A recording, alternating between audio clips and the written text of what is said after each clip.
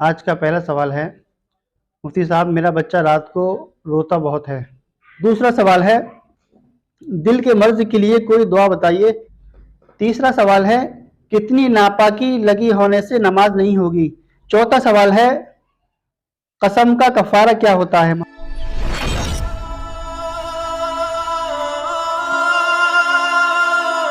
بسم اللہ الرحمن الرحیم،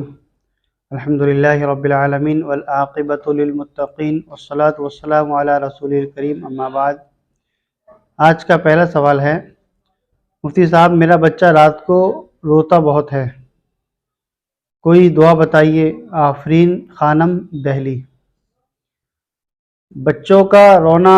کبھی رات میں روتے ہیں یا کبھی کبھی زیادہ رونے لگتے ہیں، بچے چپ نہیں ہوتے، کسی وجہ سے کوئی تکلیف بھی نہیں ہوتی۔ تو جب بچے اس طرح روئیں تو نبی پاک صلی اللہ علیہ وسلم کا معمول تھا، جب بچے کو بخار آتا تھا یا کسی وجہ سے بچہ روتا تھا تو آپ صلی اللہ علیہ وسلم ان کے اوپر معوذتین پڑھتے تھے، یعنی کہ قل یا ایھا الکافرون کی صورت، قل ھو اللہ احد کی صورت، قل اعوذ برب الفلق اور قل اعوذ برب الناس، یہ چاروں صورتیں پڑھ کے نبی پاک صلی اللہ علیہ وسلم بچوں کے اوپر دم کیا کرتے تھے، نظر کی وجہ سے ہو یا کسی اور وجہ سے ہو۔ تو آپ کا بچہ اگر روتا ہے، نظر کی وجہ سے رو رہا ہے یا کسی اور وجہ سے چوک گیا ہے، اس وقت رو رہا ہے یا کوئی بھی مسئلہ ہے، یہ چاروں کل اور آیت الکرسی پڑھ کر روزانہ بچوں کے اوپر اگر دم کریں گے ہم رات کے وقت تو انشاءاللہ بچے آرام سے سکون کی نیند سوئیں گے۔ چڑچڑا رہا ہے یا چوک گیا ہے تو تب بھی بچوں کے اوپر یہ چیزیں پڑھ کر دم کرتے ہیں، انشاءاللہ بچے کو شفا ملے گی۔ دوسرا سوال ہے، دل کے مرض کے لیے کوئی دعا بتائیے، آپ کا شکر گزار ہوں گا۔ عابد حسین، ممبئی۔ دل کے لیے سب سے بہترین چیز جو ہے وہ سورہ رحمان ہے۔ آپ سورہ رحمان کی تلاوت کریے۔ جو بھی دل کے امراض میں مبتلا ہے، کوئی بھی ہو، مرد ہو عورت ہو، دنیا کا کہیں بھی رہنے والا ہو، آپ اللہ تبارک و تعالیٰ کے اوپر یقین کر کے اور قرآن پاک تبارک و تعالیٰ کی کتاب مان کر اور اس یقین کے ساتھ اگر آپ پڑھیں گے کہ میں اس سورۃ رحمان پڑھ رہا ہوں اور اللہ تبارک و تعالیٰ اس کو سن رہا ہے اور اس سے انشاءاللہ ثم انشاءاللہ مجھے شفا ملے گی، آپ اس نیت سے اگر سورہ رحمان پڑھیں گے تو انشاءاللہ دل کے جو بھی امراض ہیں آپ کے بہت جلدی آپ کو شفا ملے گی۔ اور کینسر کے مریض ہیں وہ بھی اگر سورہ رحمان کی پڑھنے کی اگر عادت ڈال لیں، یا اگر وہ پڑھ نہیں سکتے ہیں، بیمار زیادہ ہیں، یا اسی طرح دل کے مریض ہیں جن کو دل کے مرض کے اندر، تو ان کے سرہانے رکھ کر، یا کینسر کا مریض ہو یا دل کا مریض ہو، ان کے سرہانے رکھ کر سورہ رحمان شروع کر دیں، موبائل میں لگا کر چالو کر دیں اور وہ اس کو سنیں، ان کے کان میں آواز جاتی رہے، انشاءاللہ ثم انشاءاللہ ان کو ضرور بالضرور اس بیماری سے شفا ملے گی۔ پڑھ سکتے ہیں تو پڑھ لیں، آپ اگر قرآن پاک لے کر ان کے پاس بیٹھ جائیں، ان کو سنا سکتے تو سنا لیں،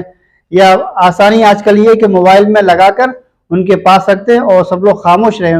یہ نہیں کہ چار لوگ بیٹھ کے باتیں کر رہے ہیں اور مریض کے سرہانے رکھی، یہ بے ادبی ہے قرآن پاک کی۔ آپ ان کے پاس رکھتے ہیں اور سب لوگ خاموشی سے سورہ رحمان سنیں، انشاءاللہ دل میں بڑا اطمینان، سکون اور راحت ملے گی۔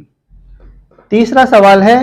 کتنی ناپاکی لگی ہونے سے نماز نہیں ہوگی، جیسے پیشاب وغیرہ کی چھینٹیں آ جاتی ہیں۔ عبد الباسط، جے پور۔ ناپاکی ہمارے بدن پر لگی ہو یا کپڑوں پر لگی ہو، سب سے پہلے ضروری اس بات کی ہے کہ اس کو دھوئیں۔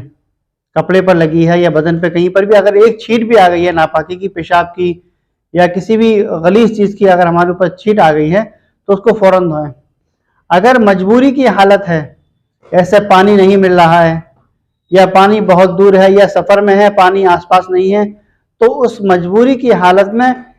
آپ کی ہتھیلی کی جو گہرائی ہے، یہ حصہ جو ہے ہتھیلی کا جو گہرائی کا حصہ ہے، اتنا حصہ ہے، یعنی پرانے سکے کے برابر جو جگہ ہوتی ہے، اتنی جگہ میں اگر ناپاکی لگی ہے تو اتنی ناپاکی لگی ہونے کی حالت میں آپ کی نماز تو ہو جائے گی، مجبوری کی حالت میں ہو جائے گی، اور یا بھولے سے لگی رہ گئی تھی تب بھی آپ کی نماز ہو جائے گی۔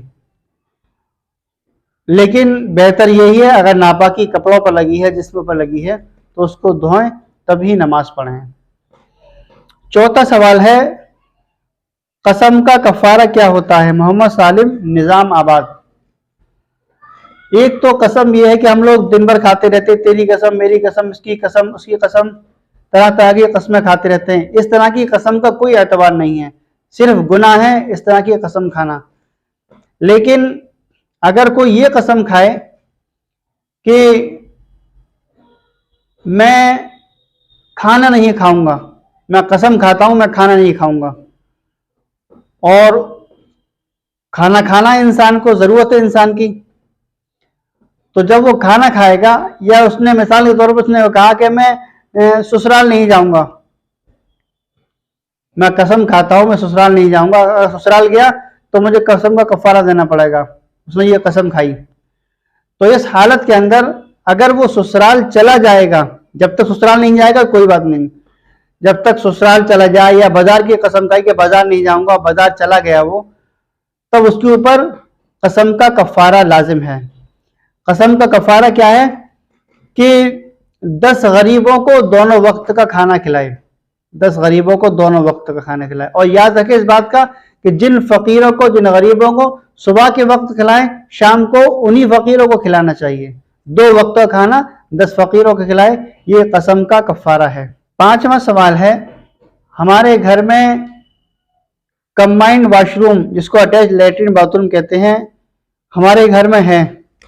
اور ہم اس کو استعمال کرتے ہیں، کیا اس کمبائنڈ واش روم میں وضو کرنا صحیح ہے یا نہیں؟ محمد مشرف۔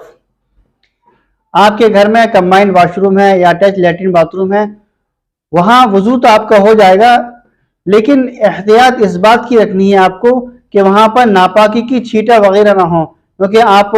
اگر وضو کرتے وقت وہاں زمین پر اگر ناپاکی پڑی ہے، اس کی چھینٹیں اگر آپ کے کپڑوں پر آ گئیں تو آپ کے اوپر گندگی آ جائے گی، اس لیے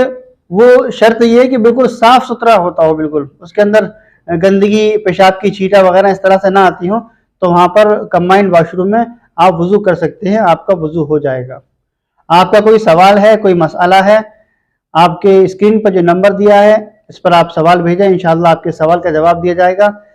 اس ویڈیو کو زیادہ سے زیادہ لوگوں میں شیئر کریں تاکہ دین کی معلومات، دین کی سمجھ زیادہ سے زیادہ لوگوں کو ہو سکے۔ اللہ تبارک و تعالیٰ آپ کو جزائے خیر عطا فرمائے۔ السلام علیکم ورحمۃ اللہ وبرکاتہ۔